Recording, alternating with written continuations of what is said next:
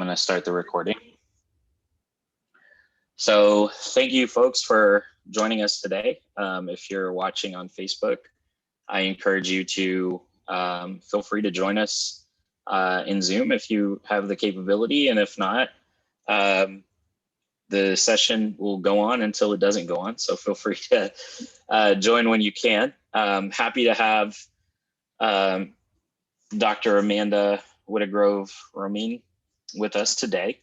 She is a mentor for us through Launch SA and also an advocate and believer for psychological mental wellness and health.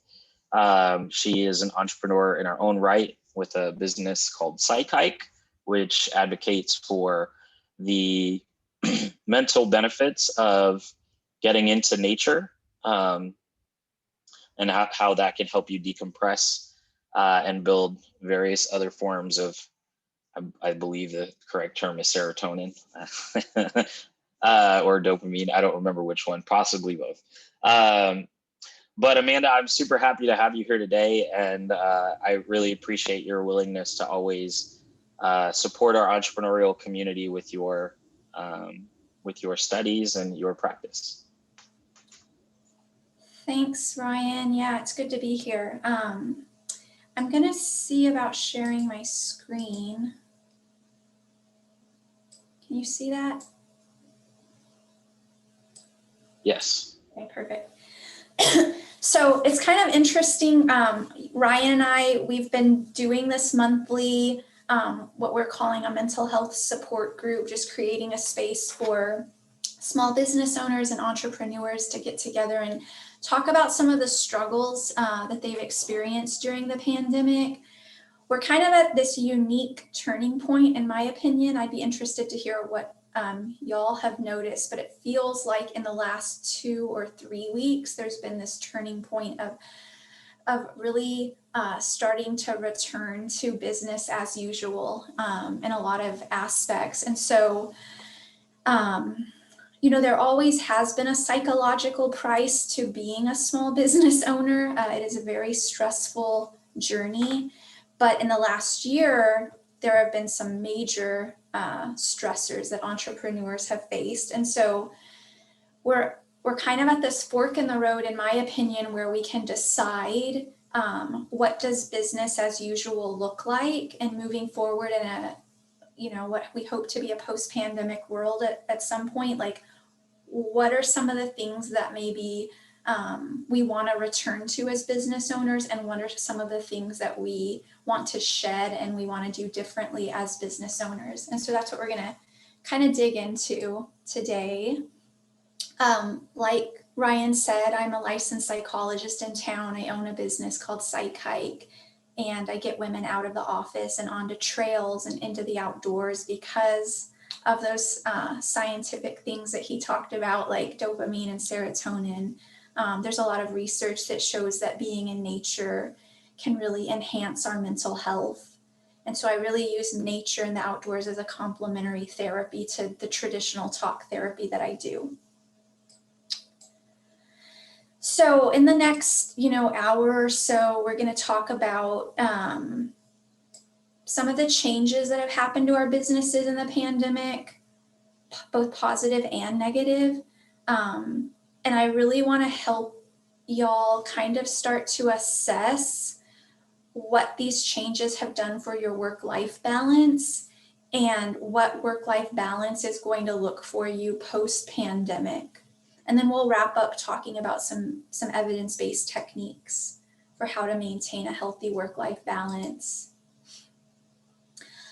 The term work-life balance is a little misleading, that the word balance, because it's not really about dividing the hours in our day evenly between work and personal life, but it's more about having the flexibility to get things done in our professional life while still having the energy to enjoy our personal life.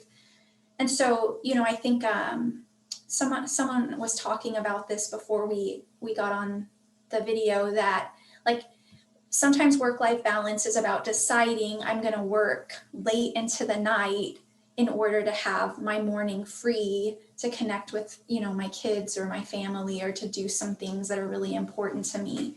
And so I just want to point out, it's not about finding the perfect balance, but it's about finding this harmony between these two components of our life that works for us. Work-life balance was already really a struggle for most of us before the pandemic, and then the pandemic happened and it made it even harder. On the other hand, I am talking to lots of folks who feel like the pivots that they had to make in their business at the beginning of the pandemic actually benefited their work-life balance. And so these are the kinds of things that we need to be thinking about as we're being kind of now rushed into returning to business as usual. And so, I want you just to kind of think about what parts of the pandemic maybe improved your work-life balance, and what kinds of things about the pandemic made your work-life balance more challenging. And if you feel comfortable, you can definitely put that in the chat, and we'll circle back around to that. So I'd love to hear from y'all. What we do know for sure is that any kind of economic crisis, like a pandemic, like economic crises we've seen in the past, it really shifts the behaviors of our customers. And so it causes us as business owners to then have to change the trajectory of our businesses. And, like we've been talking about, some of these changes can affect our businesses negatively. And so I'm sure we all have a sense of what the biggest negative impacts were to our work-life balance when the pandemic started. We were all like in crisis management mode, just trying to survive. And so it was really clear really early on what parts of the pandemic were really going to be detrimental to our mental health and our work-life balance. On the other hand, I do believe from my own personal experience and from just like talking with other business owners that the pandemic did create some opportunities that we didn't have before. All of the anxiety that we were experiencing at the beginning, all of this really forced us to become pretty hyper-focused on the threat. And the threat was like of kind of not just staying alive, but keeping our businesses alive. And this short-term stress can actually be beneficial in some ways. It's why we have it. It's why we've evolved to have this kind of fight or flight response, is because there can be some short-term benefits to anxiety when it spikes and then it kind of decreases. But on the other hand, having this kind of long-term anxiety around did have some, negative consequences to our health. So some of us had, literally had less hours to work in the day because we were homeschooling kids and taking care of families. So while that was a negative, we also had to become more focused on what business tasks took priority each day. And we also really became more aware of what our customers really needed, because we were all consumers needing the same things. For some of us, we started to spend more time with our families. I mean, I've talked to people who spent more time than ever before with their families. And I hear some people saying, like, because of that experience, they really realize that they don't want to return back to like a brick and mortar establishment, 40 hours a week. And so, like I was saying before, some of these changes that we were forced to make during this fight or flight kind of situation that we found ourselves in might have actually created the flexibility for a better work-life balance than we had before the pandemic. And so I'm going to keep coming back to this point over and over again, that we really have to consider whether we want to go back to business as usual, now that the pandemic and some of these restrictions are being lifted. Do we want to return to the habits that were creating stress for us in the first place?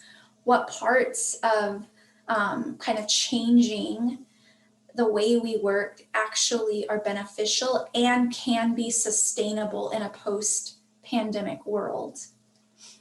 And so that's something that's really kind of interesting to think about. And I don't know that many people are really considering that. The sense that I get, and I'd be curious to hear from y'all, but the sense I get is that there's this real push to like, let's get back to normal. And there were some parts of normal that actually weren't good for our mental health.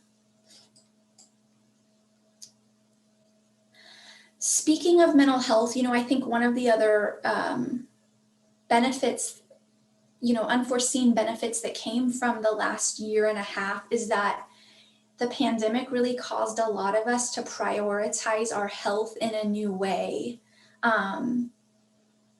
And research does indicate that work-life balance is a protective factor for both our mental and our physical health, and it can, lead to longevity. So it's really, interesting to think about work-life balance, not just as like a luxury, but as a true health factor. So it's just something to think about. There's some research, I hate to kind of be doom and gloom, but there's some studies that find that those of us who work in high stress jobs with little control are more likely to die sooner than those of us who have more control over our work and have more balance in our work. And so I think that one of the things that happened for some of us in moving home is that we did find ourselves having a little more control over our schedules, and that's something to think about. Research also shows that business owners are more likely to skip exercise, to sit at their desks most of the day, to skip meals or overeat, to use alcohol or drugs to cope, and to pull all-nighters or really late shifts and skip sleep. And all of these are also risk factors for premature death. And so when we're thinking about work-life balance, really thinking about it as a component of health, I think it is pretty important. So I want to come back around to this idea of assessing, for the future and asking ourselves what work habits are worth returning to and what's worth giving up. Thinking about, did creating a home office give you more flexibility, or did it cause you more stress? Did it give you opportunities to spend more time with family and get more things done, or did you feel like it just added and contributed to more work? Did it make it more stressful for your family, for all of y'all to be under the same roof trying to get work done? Did letting go of a physical space free up money? I see this happening a lot in my work as a psychologist. There's many therapists who are finding that, doing virtual sessions not only works for their clients, but it actually is freeing up money for them to use that and invest in their business in other ways. Did holding meetings virtually make you feel disconnected from your employees and your customers? Or on the other hand, did you find that doing things virtually really allowed you to expand your reach? This also happened for therapists in that we were able to see people, in other cities that we would normally not have seen in therapy. And so it's really important to assess what's working and what's not, rather than just kind of going back to status quo. Do the choices and the structures that you established when you first set out to be a business owner, do those still make sense for your business now in a post-pandemic world? And one of the ways to assess short and long-term benefits and consequences of changes is to actually do a pros and cons worksheet. And so this is something that I really encourage y'all to do on your own, to take a work habit or some kind of structure that maybe you're considering whether or not to go back to, and really listing out the pros and cons and getting that kind of, in black and white on paper. This could be something like whether to return to normal business hours, whether to return to having a brick and mortar presence, whether to continue to hold meetings virtually. And so this is something that you can do that we typically find pretty helpful.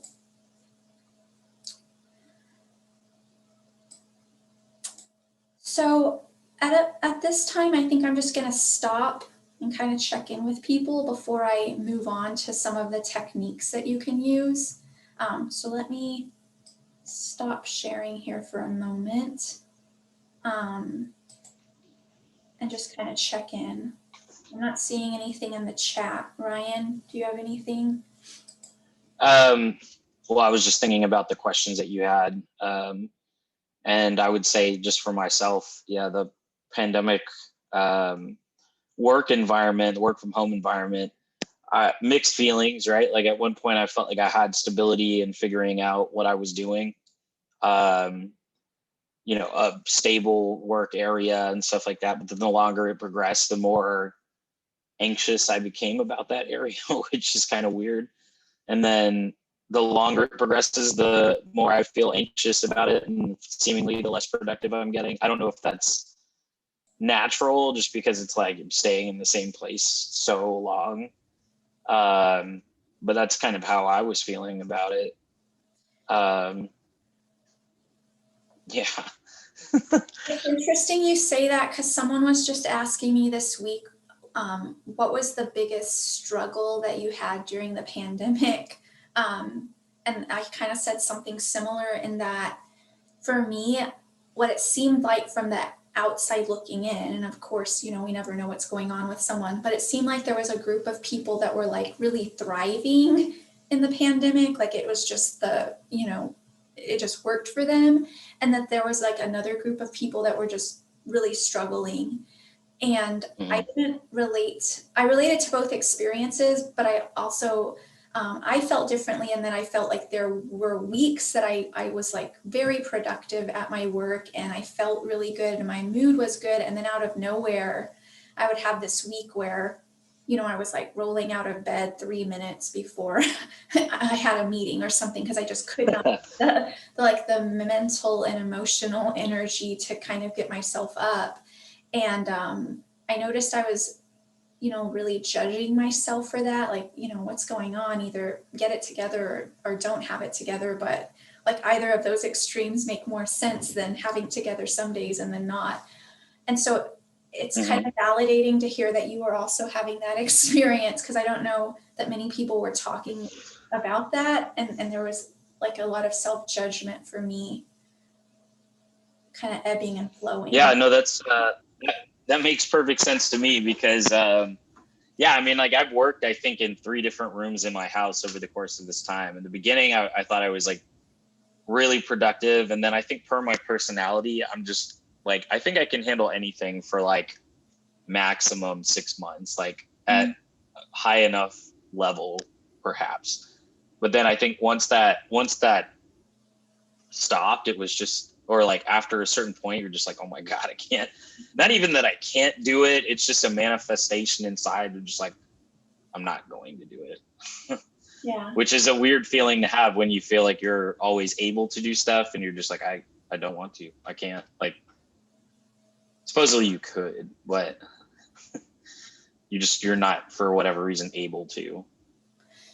Yeah, one of the things I've talked with people about is, the buffers that were kind of just created unconsciously, I guess, when we work in the office. So for example, if I work in the office, my buffer is I have a 30-minute drive home where I get to listen to music or a podcast that I like and kind of unwind. And then when I started working at home, I didn't have that buffer. Like my day ended, I got up and went into the next room, and my partner was there like asking me how my day was, and so like I think that when we're thinking about like returning to some components that work for us, but then also like looking at maybe doing things differently post COVID, I think it's important to like, maybe it's a hybrid of both, right? Like maybe there were parts of working in the office that worked for you, and then how can you bring those components in and merge them with the stuff that you figured out during the pandemic also is really helpful.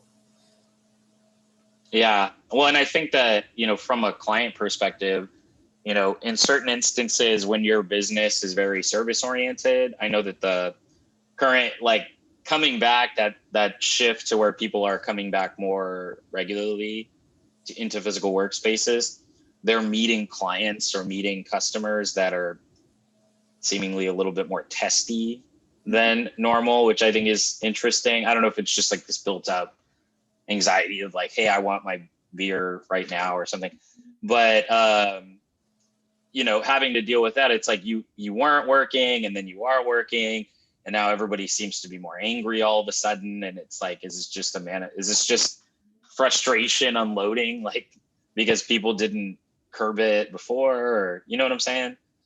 Yeah, I'm hearing the same thing from clients reporting to me like, gosh, I snapped at that grocery store clerk and I would have never done that, a year ago. Yeah. And then I'm also like seeing it, like I've encountered it as I've gone out too. And I do think that, there's a lot of, like we're carrying around a lot of anxiety still, it's not just because, oh, I'm vaccinated now. And, that means all the anxiety just goes away. I think we're carrying around a lot of anxiety and fear, and anger is typically like a secondary emotion. It's like an onion. If you peel it, there's typically something under it. And so I think we see anger because of these other like more primary emotions that we're feeling after a year of being. Yeah. And actually, this was another thing that I thought was really interesting. It came up in a conversation yesterday.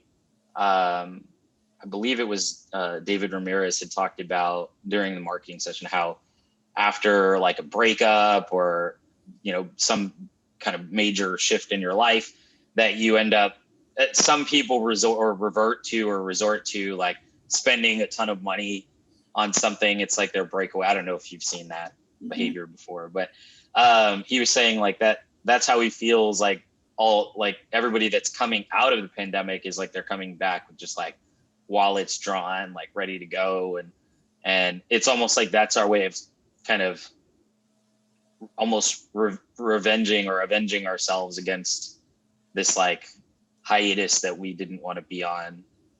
And so it's like maybe like a very slow trickle Black Friday every day or something like that for people.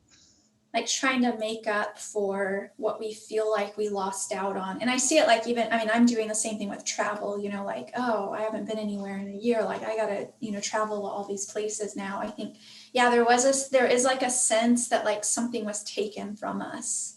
And now we're trying to kind of make up for it. Yeah. So, I mean, that those are the things that I was thinking about as you were talking, because, it's hard to articulate. And, the more relatability you get when other people are like, oh yeah, I've done that or something, you're like, okay, great. I'm not crazy.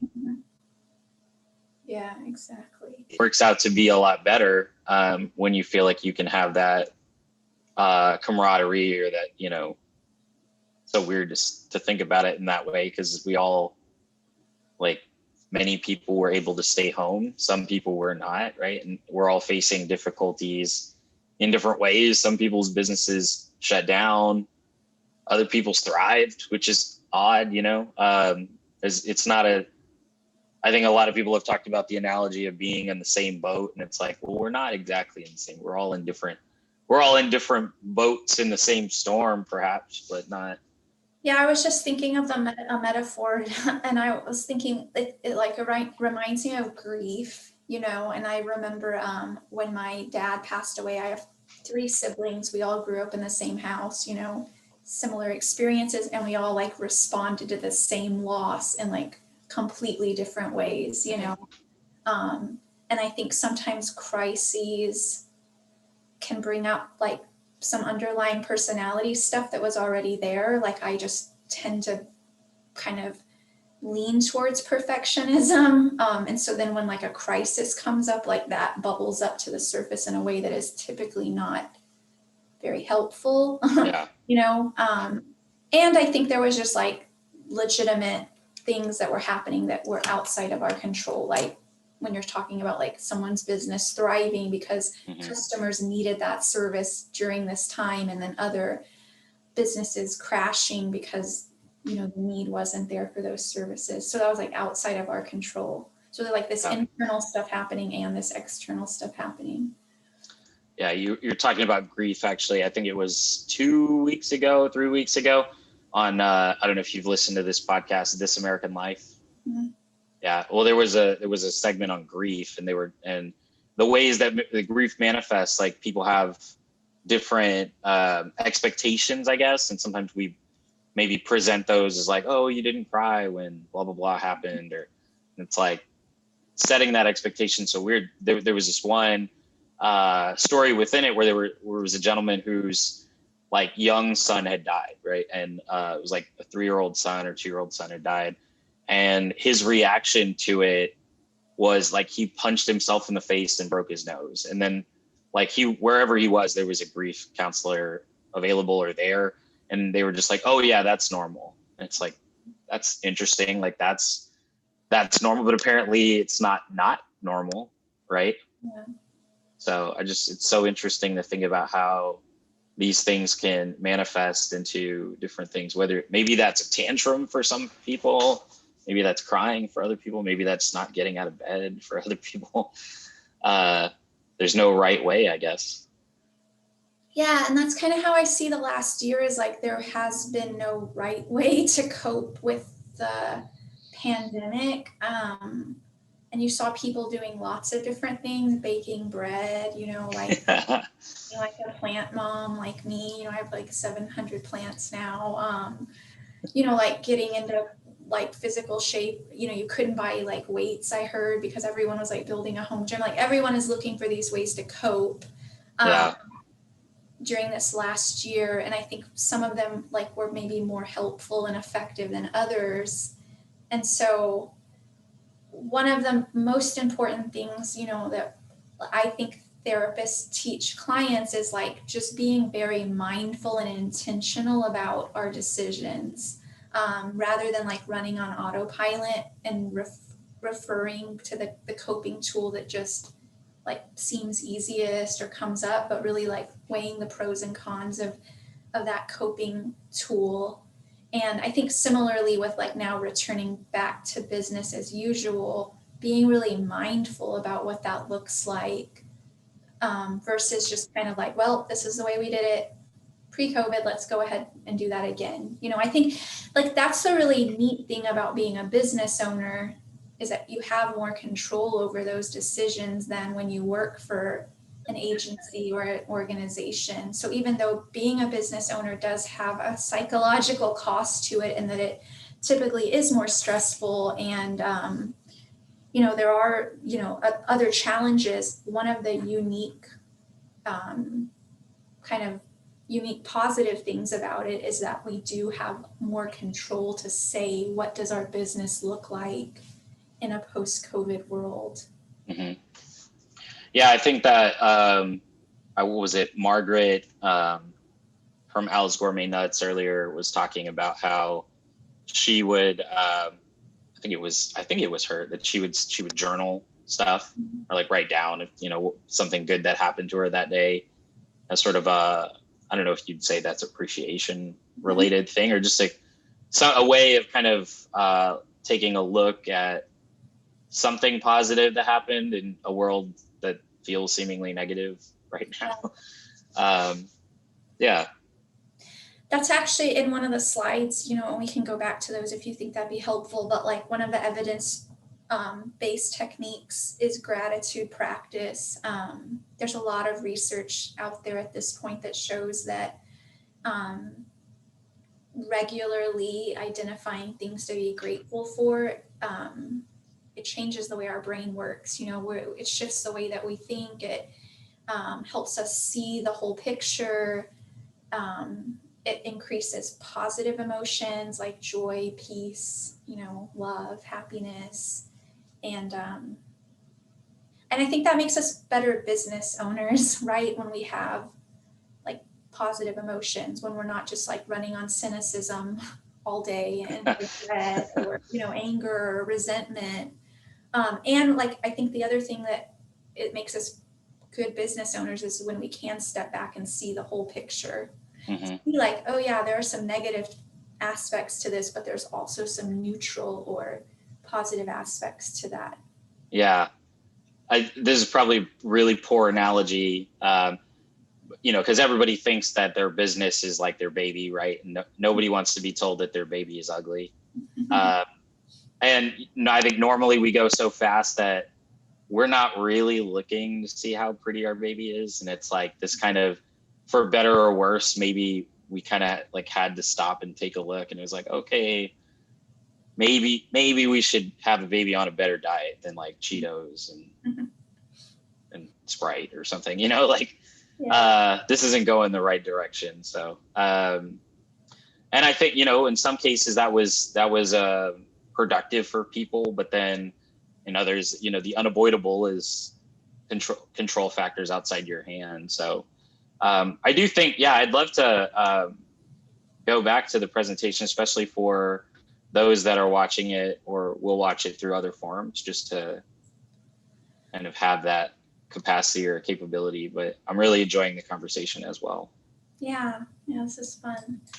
So evidence-based techniques means that there's been some, studies, some research done showing that this works on a large scale, right? So sometimes we have anecdotal evidence, like we can say, well, I've tried this myself and it seems to work for me. But when you're, this is just kind of an aside, but when you're looking for a mental health provider or any kind of healthcare provider, knowing that they work from an evidence-based framework, can be really helpful. And so one of the things that we know is that we can't change anything unless we recognize it and understand it and see it. And so we have to understand and recognize stress before we can adjust. And so what this really looks like in a practical sense is slowing down and, paying attention to when we feel stressed and what those triggers might be, and really kind of knowing like what's different for us. So like Ryan, earlier was saying, like he recognized that the way he was working or his productivity level or, those kinds of things was different when he was, working at home. And so he was trying to make adjustments for that. So really paying attention to how stress impacts your productivity and your mood. And the one nice thing is that if we are connected to people who care about us, they will likely tell us, hey, your mood sucks.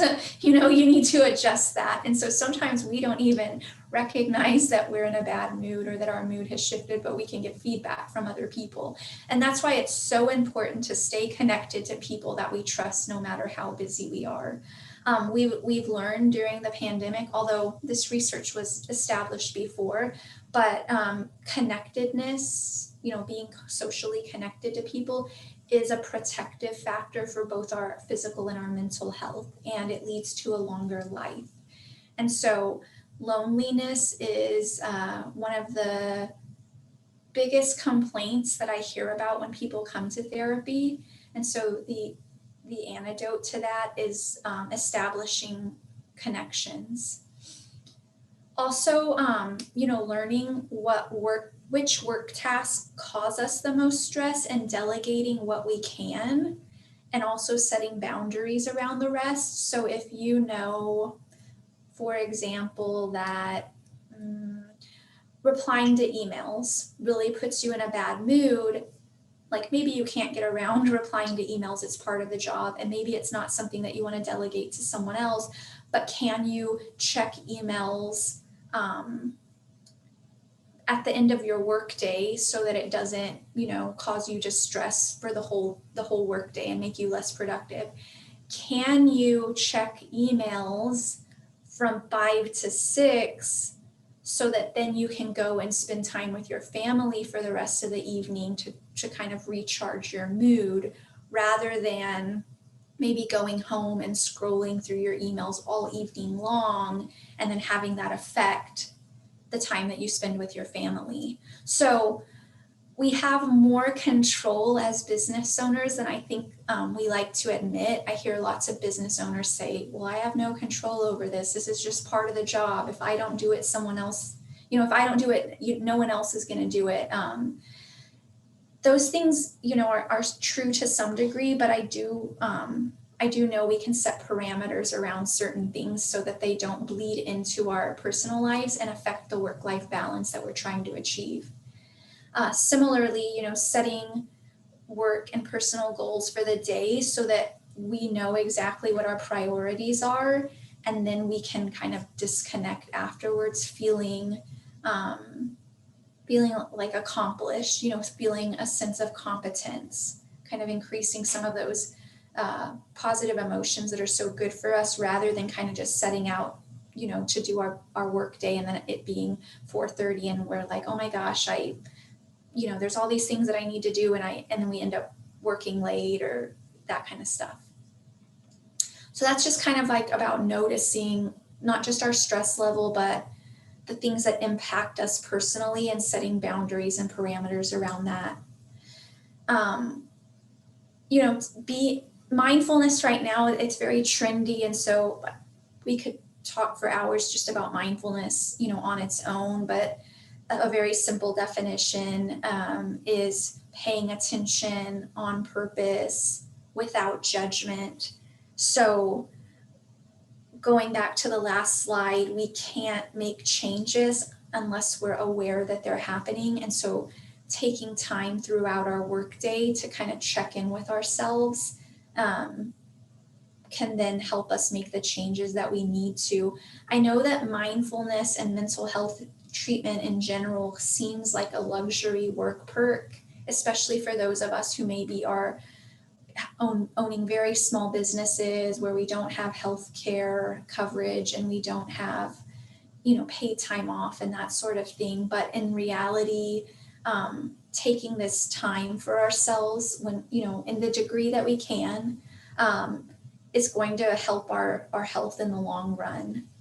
And so mindfulness also increases our work productivity because it allows us to engage in blocks of deep work. And we can be focused without giving into distractions. That allows us to get more done. So while it seems like a luxury, who has time for this, it really is going to make us work better and smarter. Most of us engage in more like shallow, superficial work during the day, getting like the low-hanging fruit, maybe like responding to the emails, when we could be using our mental resources engaged in more deep creative work. And there's several people who have written about this, Cal Newport and others. The idea is that when we can create space for mindfulness at work, then we're creating time for some of the more deep and meaningful work that's going to grow our businesses. And so, things that I've talked about in other presentations I've done with Launch SA and the Women's Business Center is 3, 4, 5 breathing, or any kind of deep breathing, but I'll kind of show you what that looks like. So that would be, breathing in for 3 seconds, holding for 4, and then breathing out for 5. Right? And the idea here is that no matter what kind of breathing that we do, we want our exhale to be longer than our inhale, because that longer exhale is what engages our parasympathetic nervous system, and that part of our system shuts down fight or flight. So, fight or flight is all about anxiety and fear, and so doing a longer exhale then kind of like shuts that system down, or quiets it at least.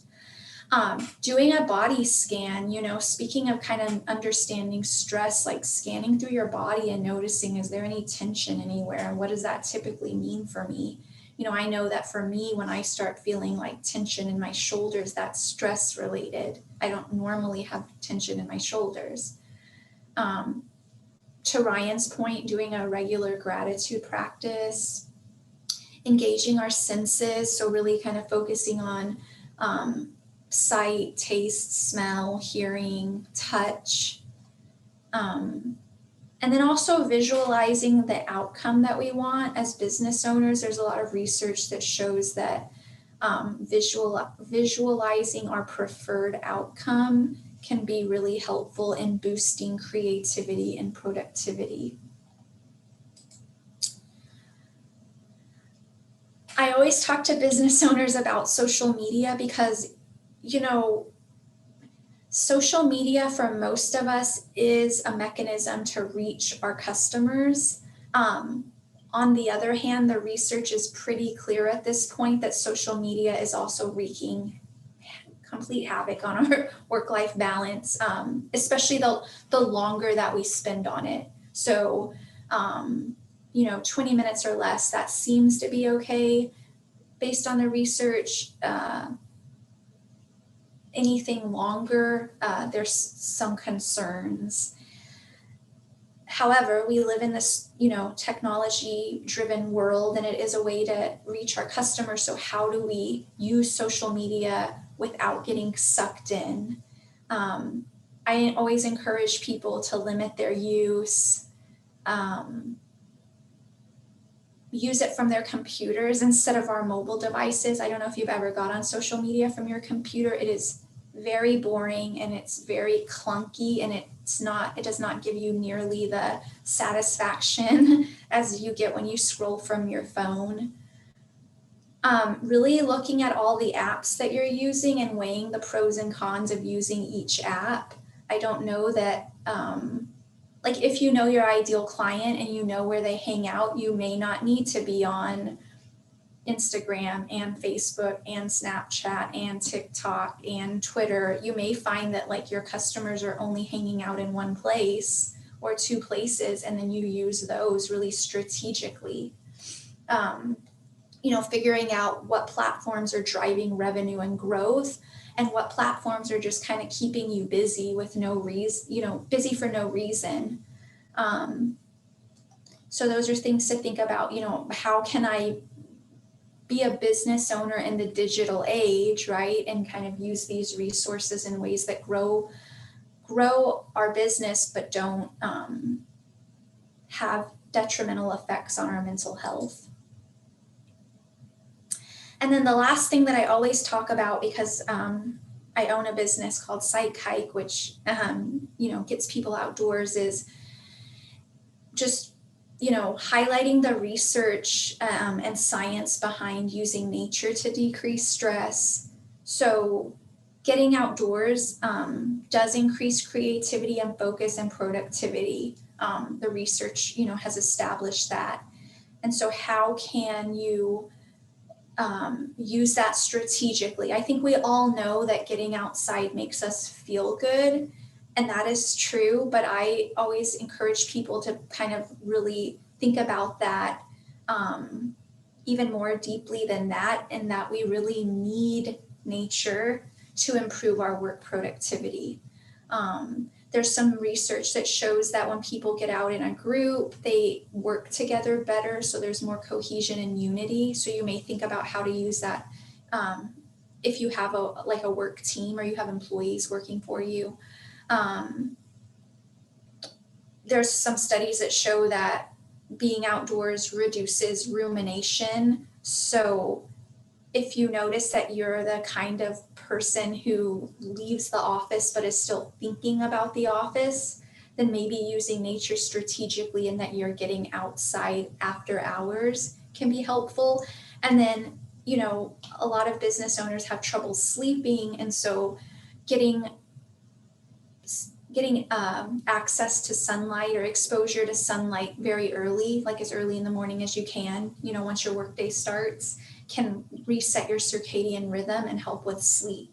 So I'm really encouraging you to not just think about nature as like a fun thing that makes you feel good, and really thinking about it as a complementary treatment and using it strategically depending on what your mental health issue or your struggle is. Is it productivity? Is it getting along better with your employees and working together better? Is it, getting better sleep? Is it about kind of quieting the brain after hours? And I love talking about this kind of stuff. So if you have questions, feel free to reach out to me and we can talk about it more. So that's it for the slides. I'll stop sharing so that I can check the chat again. Okay. Yeah, so I as I was thinking about what you were talking about, actually, this is the first time that I think I've understood the 3, 4, 5 method that you actually showed what I was supposed to do. I've always, I think there's like a couple other various breathing methods that people talk about. But in any sense, like no matter what the numbers were, I was always like, I don't know what that means. Like, so it was kind of nice that you explained it. Because just, I tend to hold my breath randomly. I don't know why, it's just kind of like a random habit, possibly from stress. And that's probably not too good. And the same thing with now that Texas is in the middle of, so well, I don't know, maybe this is the beginning of summer after monsoon season that we just had. Getting outside is going to be a little bit more onerous, mainly just from the heat. But sure. But I think you've said before that there are benefits even to observing nature, maybe not necessarily the same as being in nature, but yeah, I mean, there's some research that shows that even looking at a picture of nature can kind of have some self-soothing components to it. It's not going to last as long as if you get outdoors and really immerse yourself in it, but there's some research that shows that.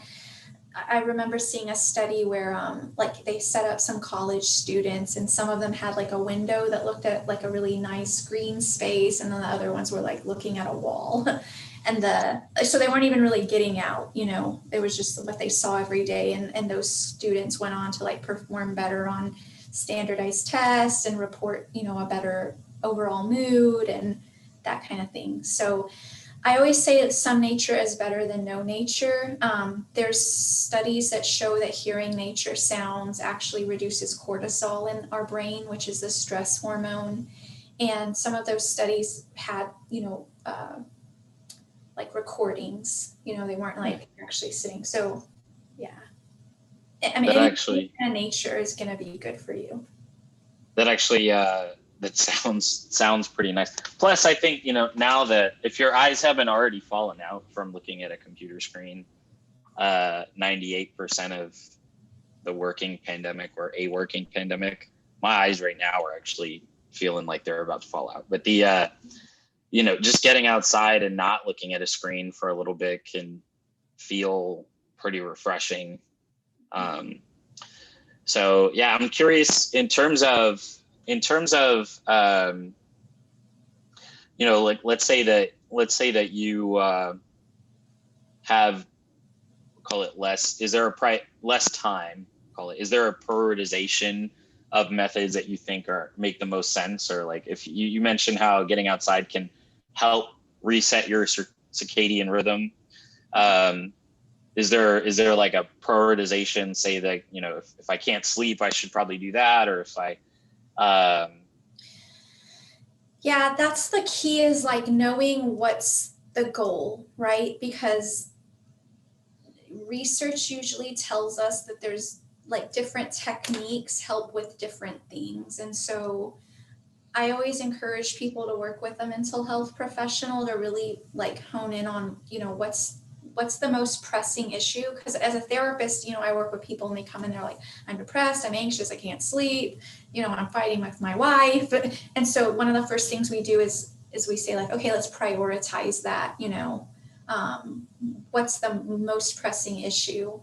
Well, if I slept better, I'd probably be in a better mood. I probably wouldn't fight with my wife as much. Like, let's work on sleep, and so then we would, come up with strategies to help with sleep, see what that takes care of. Sometimes these techniques, even though we're targeting one issue, they end up helping other issues. And so then we just see, okay, what's left over? Okay, out of that, what's the next priority?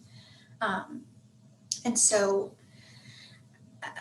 I mean, personally, like I believe so strongly in the power of nature. I mean, it's just completely changed my life in many ways. And I share this a lot about, my struggles with grief after my father was killed, and had it not been for nature and getting outdoors and really experiencing that, in addition to more traditional mental health routes like medication and regular talk therapy, like I wouldn't be where I am. So I feel very strongly about nature and the outdoors. But I think that not everyone, likes to get outdoors. And so there's a ton of other mental health tools that can work for you. It's like, I think you mentioned someone doing journaling. Mm-hmm. There's some people that really find journaling super cathartic and therapeutic, and there's a lot of value in that. And so I think the most important thing is finding something that works for you and that you're most likely to do. If I tell someone, I have a friend who hates bugs, I can preach the benefits of nature all day. She's likely not going to get outside, so then it's not going to help her anyway. So then what can we do that will help her? That makes a lot of sense. Yeah, I feel I was actually just reading an article. This might sound super odd, but I was reading this article about how Rick Ross, I'm not sure if you've heard of Rick Ross, the Boss, the rapper. Oh, okay. Yeah. Yeah. I thought it was like a rapper, but then when you said the boss, I thought maybe he's like a business person. I don't know. Well, he's definitely a business person, but I'm just kidding. But anyway, so Rick Ross, he mows his own lawn, which at first you're like, that didn't seem, he owns like 200 acres. And so he mows his own lawn. But in the article I was reading, it was talking about how for him, that was his own personal release for it. He could hire somebody to do it. It's kind of a cost savings thing in some sense, but then, coming up from having not a whole lot to now having a whole lot, finding this middle ground where he's not pressured by a lifestyle or something like that. And he's just like, I'm just mowing a lawn, like something just so I felt a little bit like, this sound like a joke, but I felt a little bit like Rick Ross because I also mow my own lawn and feel like that's a release for me too. Mm-hmm. But I never really would have thought of it that way. You just started kind of making me think about like, what are those things that I might consider sort of monotonous in my life that somehow give me this freeingness that feels relaxing. And all of this relates back to something that's probably even dumber than all of this is just, I fixed my lawnmower and like, it was a huge thing for me. Like I'd spent just like hours messing with it and like reading about how to fix it. And maybe I should have known all these things, bought tools and took it apart, put it back together. And then like having it finally fixed, it was like, oh my God, this is amazing. Like it's mastery. It's mastery. It's something we teach in therapy a lot. It's like the idea of finding the sweet spot between something that's challenging but doable. So like you don't walk away feeling like a total failure because it was so hard that you couldn't do it, but it's not so easy that you're just like, meh, that didn't matter. Yeah, it's mastery. It's actually mastery is like it keeps us protected from developing depression. It's I'll tell you an even sillier one than that. I went out the other day and like the hose was like the spigot, on the side of the house, the hose undone from it. And I needed to water something. And so I like grabbed it and I started kind of messing with it. And it was hard for me because I don't do that. And I was like, well, I'll just ask my partner to come out here in a few minutes. He'll do it. And then I thought like, no, mastery. I need to do this for myself because I'm going to feel good. And it was something so little. I mean, like people are probably laughing like that's so simple. But for me, it was kind of challenging, and I walked away feeling like really powerful. Yeah. It's really interesting. Some of these like seemingly can be little things at times. When you walk away from it, like, man, I did that. I remember I called my dad and I was like, hey, I fixed my lawnmower. And then I was like, oh wait, I got to get off the phone because I still need to mow my lawn. I was, but it just like, it made me think that it's not necessarily or inherently that it has to be go walk in nature, although that is a proven methodology, but it's find that outlet that reproduces a similar notion or feeling. Yeah. And I don't know, I guess assuming that mastery is also not walking in in nature like that. I'm not mastering maybe the path or something. But well, if the physical part of that is difficult, you know, so like a lot of times with mastery, we'll use the metaphor of like running. You know, if you've never ran, you're not going to say like, oh, this weekend I'm going to run a 5K. Like that's probably too difficult. And so what's the sweet spot? You know, oh, okay, I'm going to run, I don't know, a quarter mile or something, whatever it is for you. And so like, you know, the physical, I don't talk a lot about the physical aspects of moving our bodies in nature. You know, I think those are well known. I talk a lot about the more mental health benefits, but obviously there's the physical kind of mastery parts of like just moving our bodies in a world where we sit all day. Mm-hmm. Yeah, I know. I have a friend that was confessing to me that his sedentary lifestyle is likely to be the death of him, and it's, yeah, I mean, it's really true that, you know, if you were to some degree lucky to not have to sit in a chair all day and stare at a computer, awesome, right? I mean, from the reverse perspective, sometimes I talk about how there are days, because some of the work that I do is very heavily thought driven, that I'd just rather work at Home Depot some days. Just like, it'd be really nice to just throw like something heavy onto a shelf and be like, okay, I'm done. Like, it's over now. So that, I guess that, I don't know if that's sort of another thought in terms of relaxing, just like to be physical when you're not, or, you know, kind of like yin and yang to find that. Yeah, I mean, it just makes me think, going back to this topic, the broader topic of like small business, big psychological price. You know, we go into business or entrepreneurship because we want to be creative and we want to use our minds and we want to, you know, we have ideas, and so a lot of the work we do is thought driven, and the downside of that is that we don't, you know, typically get a lot of physical activity or and like there are health costs to that, is what I hear you saying your friend was getting at. Yeah, no, that's definitely true. So maybe you're you're doing what you love. You're doing what you love, and maybe your emotional health is thriving because you're in a job that you love, but then there are like maybe some physical health consequences to that.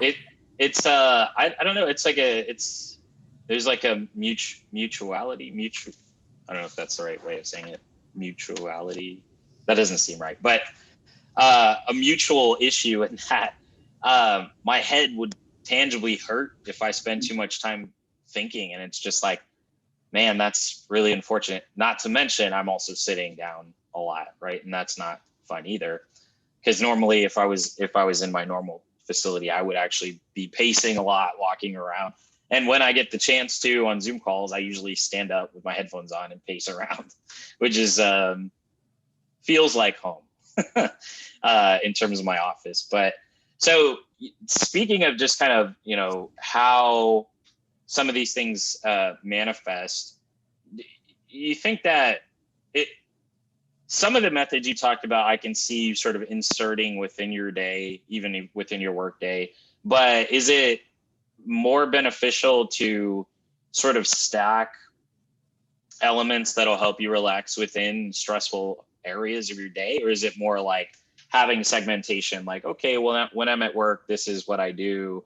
Or if I'm working on my business, this is what I do. And then after, I'm going to go do like this, you know, long nature walk, or I'm going to go attempt to fix a lawnmower like Ryan.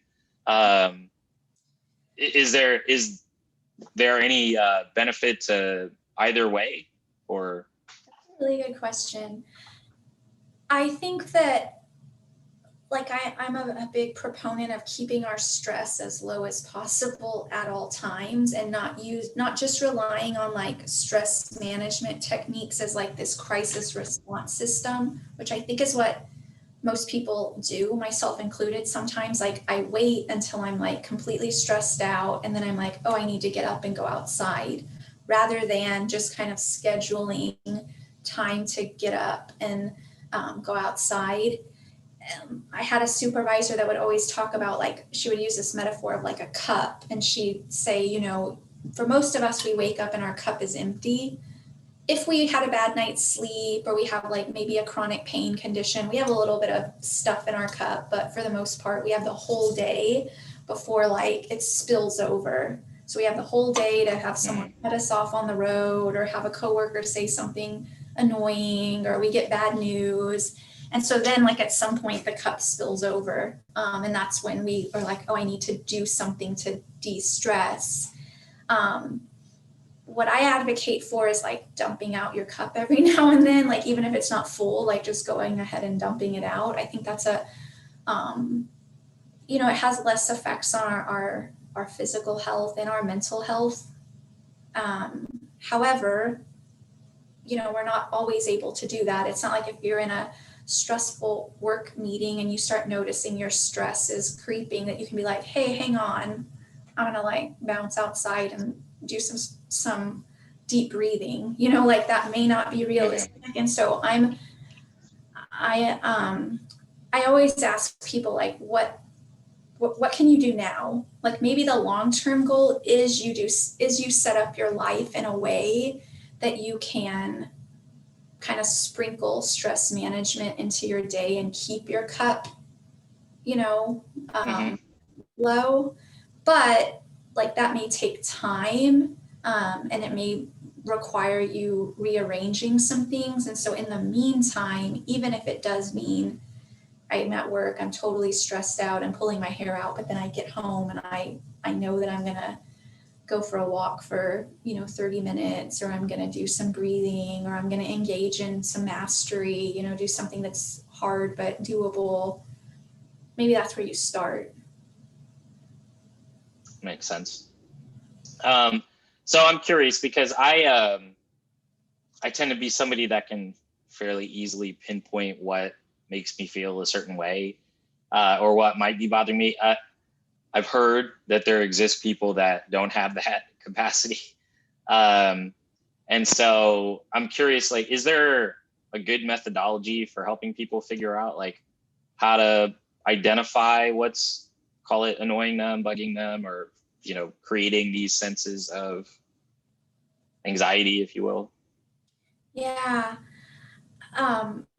There's this, we call it Maslow's hierarchy of needs. I don't know if you've ever heard of it, but it's like this triangle, and at the very bottom, it's like, you know, your most basic needs like food, shelter. And then like as you move up, you get to self-actualization, which is like, you know, the highest level where you're just completely like, I guess, super aware, zenned out. I don't know anyone that's reached it, but I definitely know a lot of people that are like at the bottom, just really trying to get like their most basic needs met.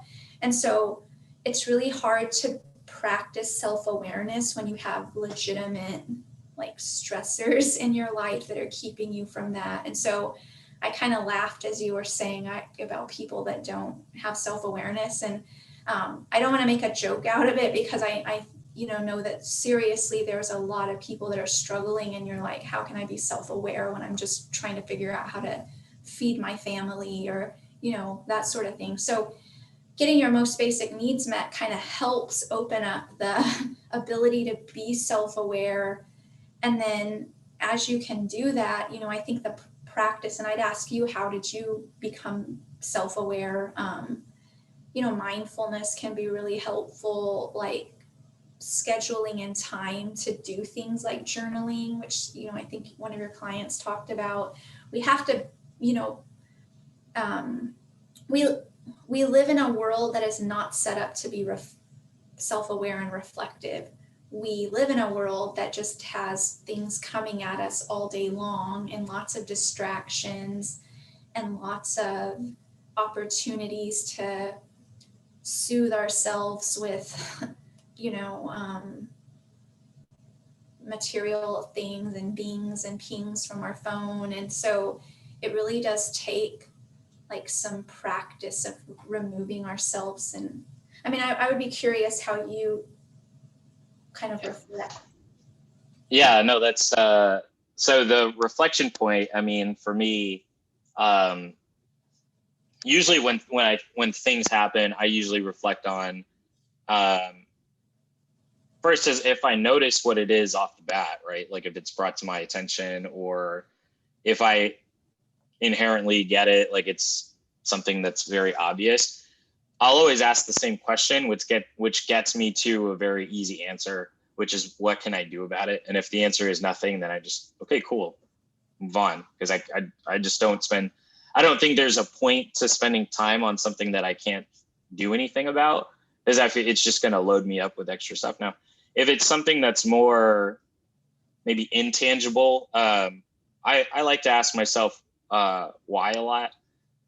Very similar to Darby and Eric, except that's like my personal thing is why. Or really like what's going on here, or like, why would that be the answer?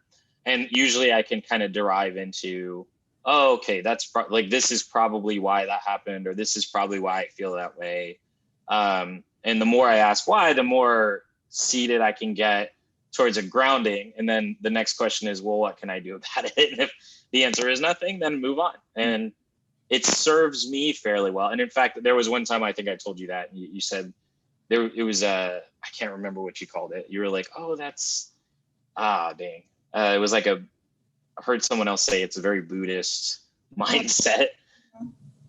What did you say?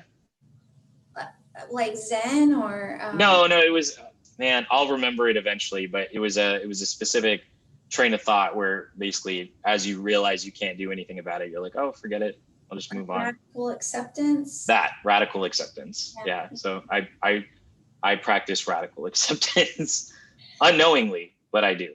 I think that I was having the thought of like what keeps people from getting to the place that you can get to is that like they start beating themselves up and they don't have the self-compassion to then step back and get curious, right? Because like what I hear you describing as this very curious process of exploring what's going on. But I think for most people, their first thought is, this is my fault. I've done something wrong. I screwed up in some way. This is more proof that I'm a failure. And those really self-critical thoughts then block them from even being able to get kind of more reflective and curious about, can I do anything about this? What changes can I make? That kind of stuff. So yeah, I think like we have so much self-criticism. Yeah, for sure. And I think for me, over the course of time, it was just realizing a pattern of, well, if I can't do anything about it, like, what am I doing here? Like, I remember I had somebody in my family that they would constantly get mad at traffic and be like, oh my God, why is traffic so bad? They're wasting my life. And I was just like, aren't you wasting your own life out here? Like yelling at them, like it seems counterintuitive here. So, and I think it was sort of quick realizations of like, oh, wow, that logic just flipped on its head for me. I was like, you talk about they're wasting your time. You're wasting your own time. So then I was like, why should I waste my time on anything I can't change? I'm like, I don't know. Anyway, that's probably a long tail, but you asked how did I get to that point? That's how I think about it. I think the other thing I hear you saying is like, you're able to recognize short-term relief versus more long-term benefit. So yelling at someone while you're in the car, in the moment, it's very gratifying to like yell at someone, even if they can't hear you. It feels good. We wouldn't do it if it didn't feel good. And so I think a lot of us, and especially in our culture where we're constantly bombarded with like, here's an opportunity for short-term pleasure and satisfaction, short-term relief. And we're minded, to think about like, what's going to get me short-term relief versus what I hear you talking about is looking at like the more long-term benefits and long-term consequences of like, how is ruminating on this going to affect me in the long term? That's like, for me, kind of like a little bit mind blowing that you refer to it as relief in some sense, because I can totally see how people yelling at the car would be like, oh, it feels so good, right? But I think the reason that it never made sense that was relief to me is because I'm watching the person be angry. I'm like, that doesn't seem very relieving. Like, Yeah. it seems like you're pretty angry. Like, and the counter in my head watching it is just like, oh, that doesn't seem like a good idea. And that's usually why I was like, this never became a habit for me. But I can totally see how in that moment for that person, it's like, oh my God, this release, like sort of the release of aggression, kind of like punching like one of those boxing bags or something like that can exactly. provide you that same tension relief. So yeah. Well, I mean, I've really enjoyed this conversation. So I was wondering, in terms of if people wanted to connect with you or, get more information or just kind of, pick up on any of the things that you're talking about or follow you, whatever, is there a good way to do that you would recommend? I mean, I think right now, everybody thinks that there's going to be a quote unquote end to the pandemic, right? And I've heard some people say like, there's no real end. It just kind of like now there's just going to be more stipulations. Before we get to tell me how to reach back to you, I wanted to kind of just quick aside on this. So people talk about how there's no end, right? And I feel like in my mind, many people, many owners, many workers, all sorts of folks, this pandemic is one of those situations where many of the resources you relied upon were removed from, or even if you didn't know you relied upon them, they're all of a sudden removed. And then there's like this secondary worry headache in the back of my head that like, now that I've proven I can do this, like this is the new expectation, and therefore I'll never return back to normal, right? So in that sense, that's kind of what another thing that I've been thinking about. So what is the new normal? Is the new normal like I have to perform at 175% because I thought I could do that and may have done it okay for like 3 months, and then that was the new expectation, and so I don't get my help back, or I don't get my fancy chair back that had like a nice cushion or something. That's such a good point. I think that, and I mean, as business owners, I know there's differences because, for some people, like we are the boss. So it depends. However, I do think that, I want to say this thoughtfully, that just because someone says we have to do something, doesn't always mean we have to do it. And I think that's like the important thing to remember, just because you can like tread water doesn't mean like you have to tread water. And we say this in healthcare a lot, that you have to advocate for yourself in healthcare, even though we wish it wasn't that way, and you wish that you went to a doctor and they, really, advocated for you. But like the reality is, we have to advocate for ourselves. It's the system that we find ourselves in. And so I think to your point of radical acceptance, radically accepting that maybe there are some employers who will say, hey, you've been doing it this way the last year, just keep doing it. And so we have to advocate for ourselves, and it doesn't mean we're always going to get what we want, right? But at least we know, and then we can make an informed decision based on that, rather than just kind of like shrugging and saying, well, I guess I'm not going to say anything and just continue working this way. Mm-hmm. No, that makes a lot more sense than what I was going to do, which is just if I couldn't do it, I guess I'd just fall over one day.